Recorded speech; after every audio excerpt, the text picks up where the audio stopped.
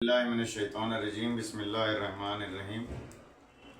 امام جعفر صادق علیہ الصلوۃ والسلام ارشاد فرماتے ہیں کہ جو جوان مومن جوانی میں قرآن پڑھے اور قرآن اس کے گوشت اور خون میں پیوست ہو جائے تو خداوند کریم اس کو بزرگ فرشتے اور نیک لوگوں میں سے قرار دے گا اور قرآن کریم روز قیامت اس کا نگہبان ہوگا۔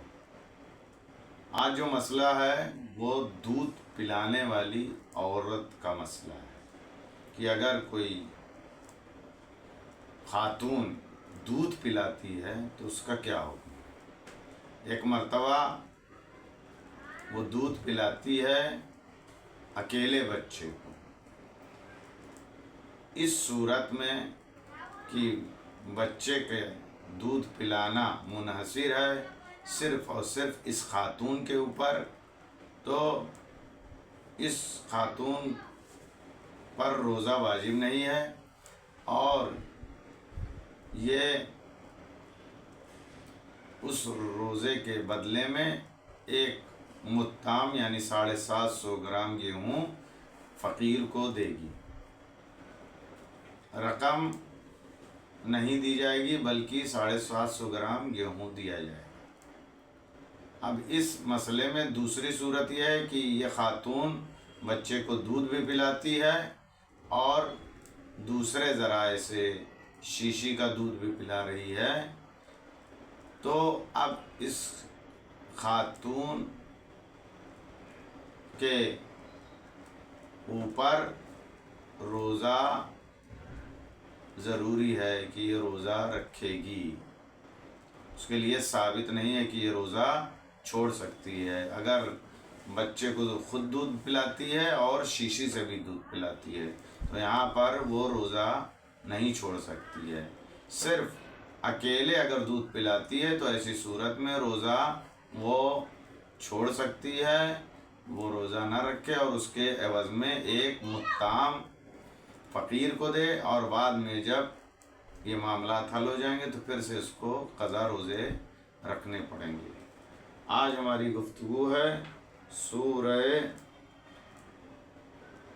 فیل میں، سورہ فیل کی جو ہاتھیوں والا سورہ ہے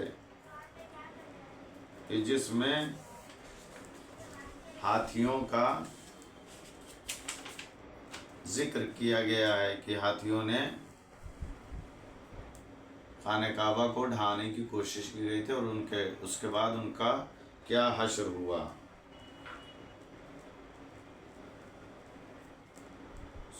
سورہ فیل کی تلاوت جو واجب نماز میں کرے گا تو اس کے لیے ہر ہموار زمین، پہاڑ اور مٹی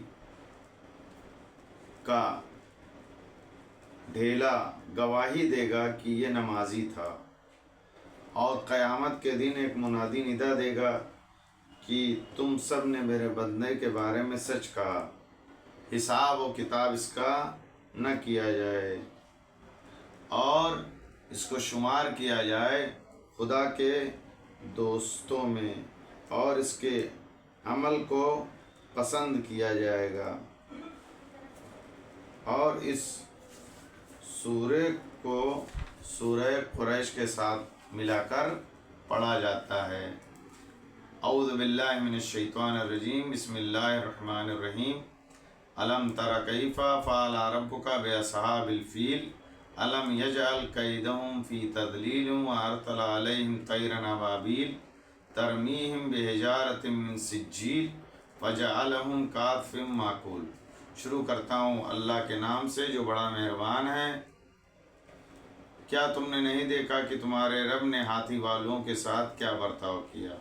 کیا ان کی چال کو بیکار نہیں کر دیا اور ان پر اڑتی ہوئی ابابیل کو بھیج دیا جو انہیں خرنجوں کی کنکریاں مار رہی تھیں، پھر انہوں نے ان سب کو چبائے ہوئے بھوسے کے مانند بنا دیا۔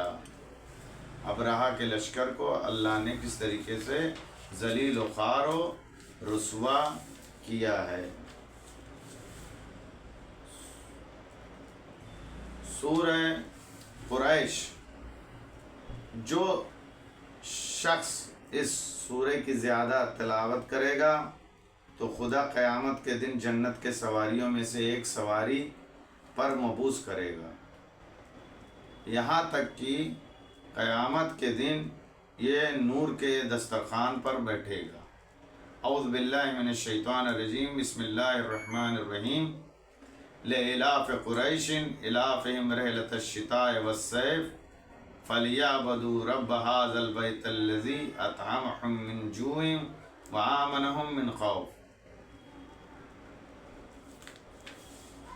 قریش نے انس و الفت کے خاطر جو انہیں سردی اور گرمی کے سفر سے ہے ابرہہ کو ہلاک کر دیا ہے، لہٰذا انہیں چاہیے کہ اس گھر کے مالک کی عبادت کریں جس نے انہیں بھوک میں سیر کیا اور خوف سے محفوظ بنایا ہے۔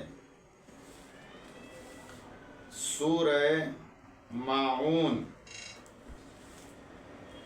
کہ جس میں روزے جزا کو جھٹلانے والوں کی، یتیموں کو جھڑکنے والے، مسکینوں کو محروم رکھنے والے اور نماز میں غافل رہنے والوں کے بارے میں ذکر کیا گیا ہے۔ جو شخص بھی سورہ ماعون کی تلاوت واجب اور نافلہ نماز میں کرے گا تو خدا اس کے نماز اور روزوں کو قبول فرمائے گا، اور جو دنیاوی زندگی میں اس نے کیا ہے اس کے بارے میں اس سے کوئی سوال نہیں کیا جائے گا، یعنی جو بھی وہ دنیاوی زندگی میں کر رہا ہے اس پر سوال نہیں کیا جائے گا۔ اللہ ہر شے کے بارے میں پوچھ تاچھ کرے گا، لیکن سورہ ماعون کی اگر کوئی تلاوت کرے گا تو اس سے سوال جواب نہیں ہوگا۔ اعوذ باللہ من الشیطان الرجیم، بسم اللہ الرحمن الرحیم۔ ارأیت الذی یکذب بالدین فذلک الذی یدعو الیتیم ولا یحض علی طعام المسکین فویل للمصلین الذین هم عن صلاتهم ساہون الذین هم یراءون ویمنعون الماعون۔ کیا تم نے اس شخص کو دیکھا ہے کہ جو قیامت کو جھٹلاتا ہے؟ یہ وہی ہے جو یتیم کو دھکے دے دیتا ہے اور کسی مسکین کو کھانا کھلانے کے لیے تیار نہیں ہے۔ تو تباہی ہے ان نمازیوں کے لیے جو اپنی نمازوں سے غافل رہتے ہیں، دکھانے کے لیے عمل کرتے ہیں اور معمولی ظروف بھی ادھار پر دینے سے انکار کرتے ہیں۔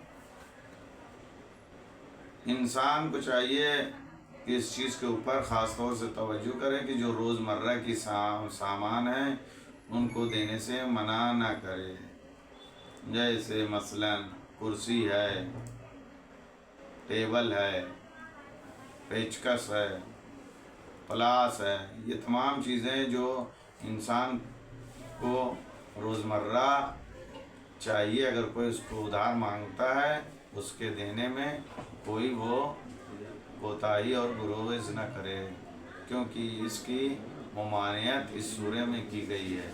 وآخر الدعوانا ان الحمد للہ رب العالمین۔ صدق اللہ العلی العظیم۔